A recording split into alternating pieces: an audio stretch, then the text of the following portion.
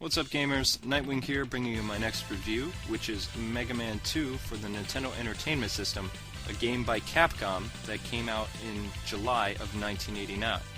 Now, Mega Man 2 is actually another user-requested review of mine, and this also marks my 20th review, so yay me! Alright, what you're going to notice different about Mega Man 2 is that the point system, thank God, is gone. I absolutely hated and despised Mega Man, the first one for the NES, because of the annoying point system. Another thing you're going to notice is without the manual, there's actually a plot and storyline. Although it's very minimal, it's still there, which is awesome. You're also going to notice that there are 8 bosses or robot masters in this game, which differs from the first game where I believe there was maybe 5 or 6. I'm not too sure because I did not enjoy playing the first one. I actually started out doing the first one. I was going to review it and then decided, you know what, I'm going to do Mega Man 2 because it's just better. Another thing that you're going to notice about Mega Man 2, it's the first Mega Man to utilize Mega Man's theme music, which you see at the beginning of the game where he's standing there with his hair and stuff. Alright, controls for this game. It's pretty simplified. You use your command cross to control Mega Man. Your A button is going to be your jump, and your B button is your blaster, or pea shooter. I call it a pea shooter because it's basically useless in this game, which I'll explain later on. Also, you're going to hit your select button and your start to either pause or bring up the menu, which is the same in pretty much every Mega Man game. If you've never played a Mega Man game, first off, shame on you. It's been around for years, you have no excuse.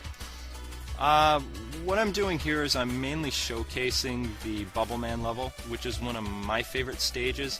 Namely because I love the water levels in Mega Man, with the exception to, I think, Mega Man 6. I didn't enjoy the water level in that one, but in this one I did.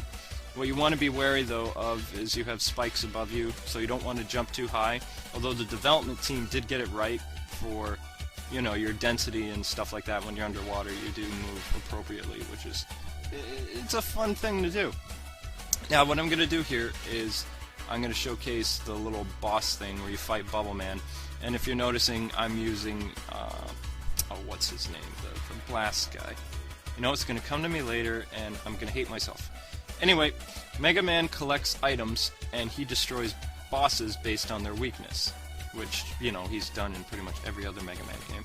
Another thing I forgot to talk about is the famous ladder shot in the Mega Man games.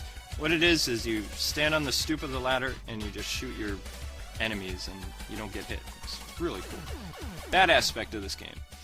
Well, just like many other Mega Man fans, I have 2 complaints with this game, and they're 2 stages. The first stage I'm going to talk about is Heat Man stage. The disappearing blocks of annoying, repetitive, I hate them. And every reviewer I've listened to hates this stage as well. You can spend literally hours, if not days, in this one level. From missing blocks to limitless continues, you name it, it's in it, and it's just dumb.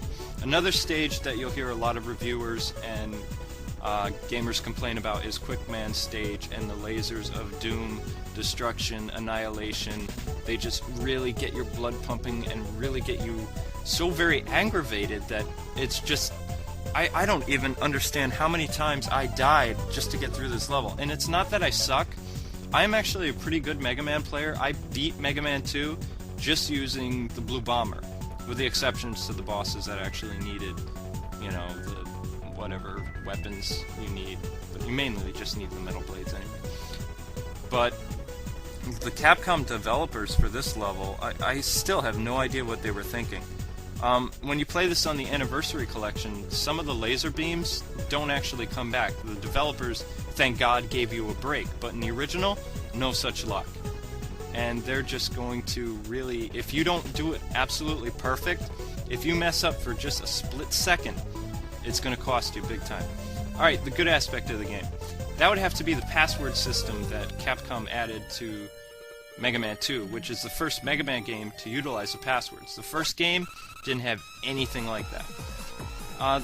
The second thing I want to talk about for good thing is the music in this game is just absolutely amazing. It went on to be arranged, it went on to be in different concerts in Japan, and as well as they've used the theme in different Mega Man games, which is awesome. Like, you've heard renditions of Woodman's theme, Bubble Man, Metal Man, etc.